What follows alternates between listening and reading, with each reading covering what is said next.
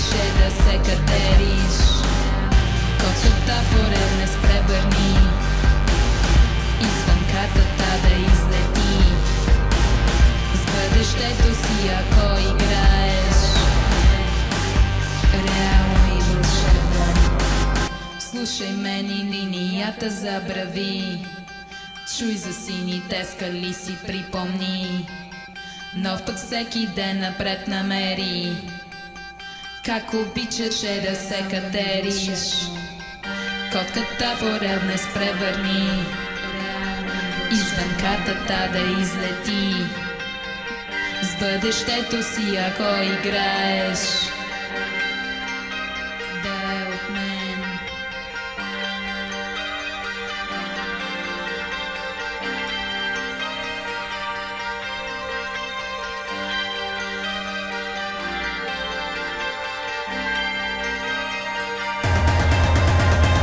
Слушай мен и линията забрави, чуй за сините скали си припомни. Нов път всеки ден напред намери, как обичаше да се катериш. Котката форел не спревърни, извън картата да излети. С бъдещето си ако играеш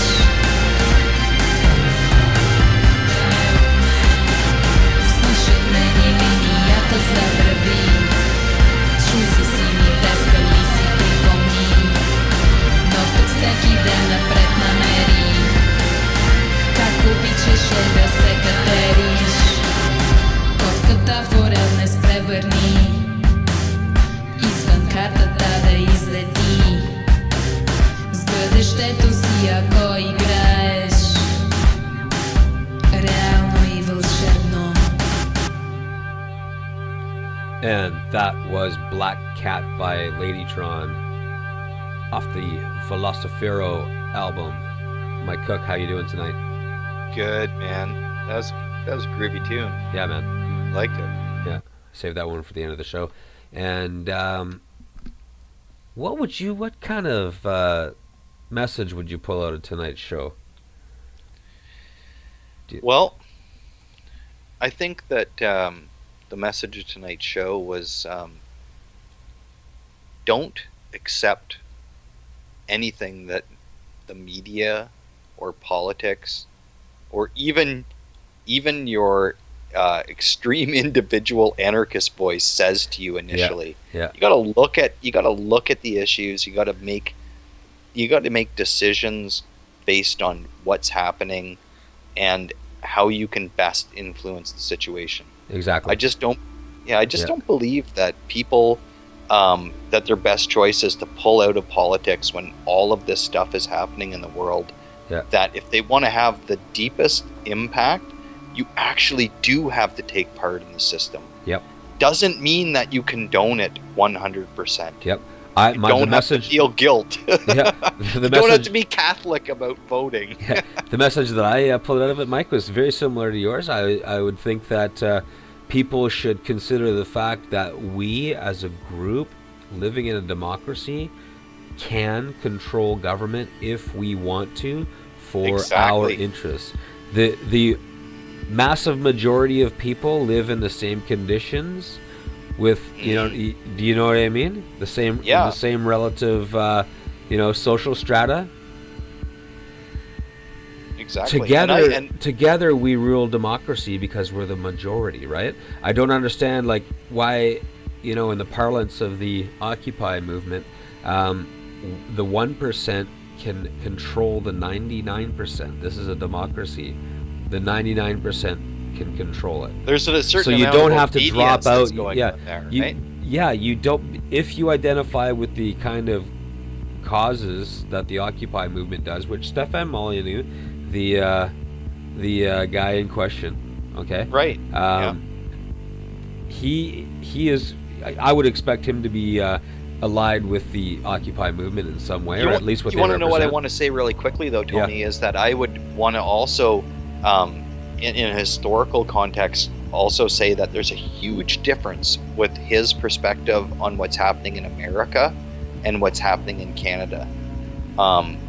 I can understand that there are faster in the United States. Voting Republican and Democrat is Okay, like yeah, voting for yeah. one party, but we, in Canada, But yeah, I guess he was we talking have about a president. multi-party system. B, politics are massively polarized in Canada. There's a big choice. So right there, those two things tell me that you can get something not as bad, Yeah. or you can vote for something horrible, or you could not vote and the guy who's horrible wins. So what of those three choices are your best choice? I'll I take think voting for something that's not So as I got bad. a choice between what? How have you put it before? Got a choice between 5 lashes, 10 lashes, and 15 lashes. Yeah, Oh, whatever. I'll take Just 5. it's all lashes. Just give me the lash. What 15 lashes then? And if you choose no lashes, guess how many you get, Tony? None. You get more. No, you get more. You just But pretend here, no. My that you- point is, you my just point is, pretend that you don't. if the Or you get people of same Canada amount as chose everybody 0, else. if the people of Canada in this wealthy nation of ours, living in a democracy, broken though it is, but living in a democracy nonetheless, if we chose 0 lashes, we would get 0 lashes. If it You was know a what I mean? democracy, but It in is. the ultimate, when you think of It's the not. perspective, If that people means aren't that this voting, is- it's not a democracy, correct?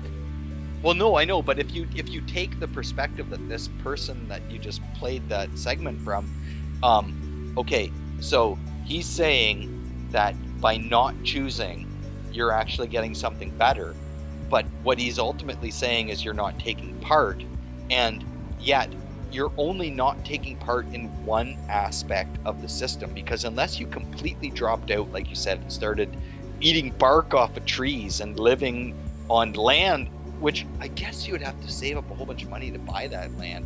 Yeah. I mean, if you can be a vagabond and be happy, kudos to you. I honestly say that. But most people are going to hold down some sort of job, and they're going to have a home and a relationship and maybe kids, and it's just not going to, it's just not going to be the way that this guy, that he is totally suggesting that, people who drop out. And it's like, but yet he doesn't even say people should drop out. And that's the thing that bothers me, Tony. And that's where I would say, if you're not going to vote, I only want to really hear about it if you're not going to use money. That's where I draw the line.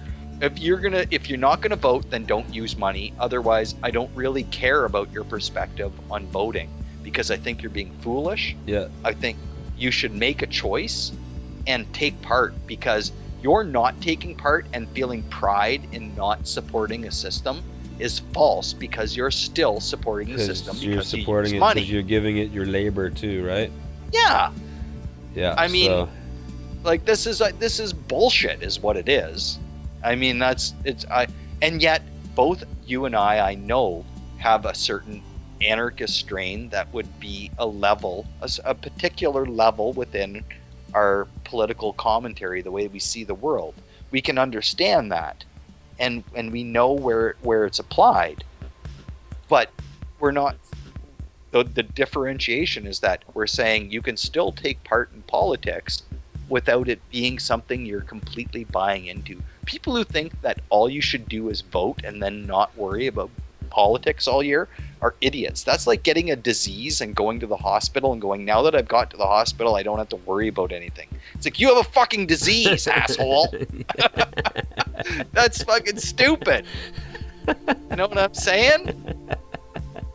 yeah, we've got a disease. It's sort of like a strong, stable majority type disease. Yeah.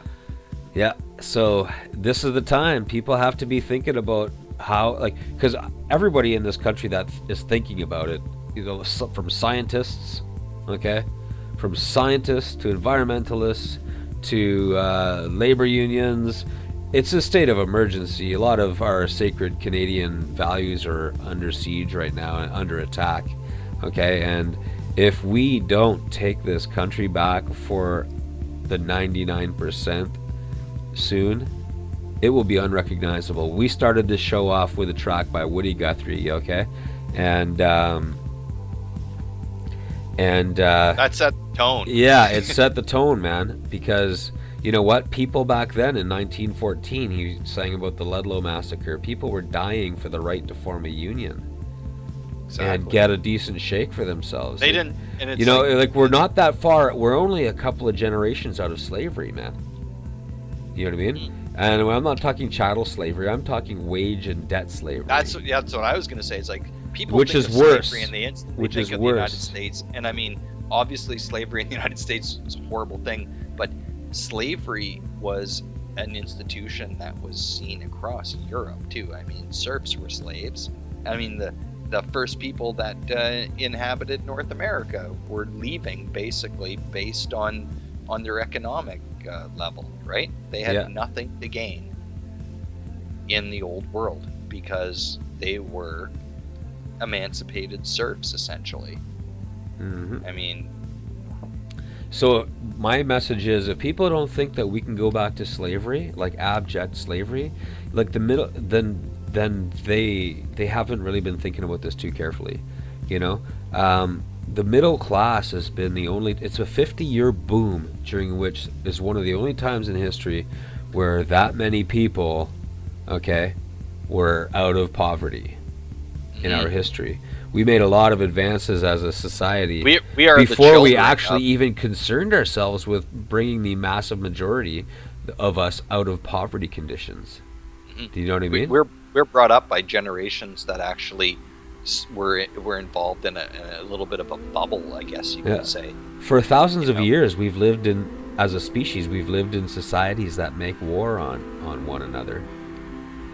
It's an absurd way of behavior, but when your society devotes that much of its resources to killing other societies, the people in other societies, okay, well, guess what? You're not gonna have enough resources left over to really advance yourselves.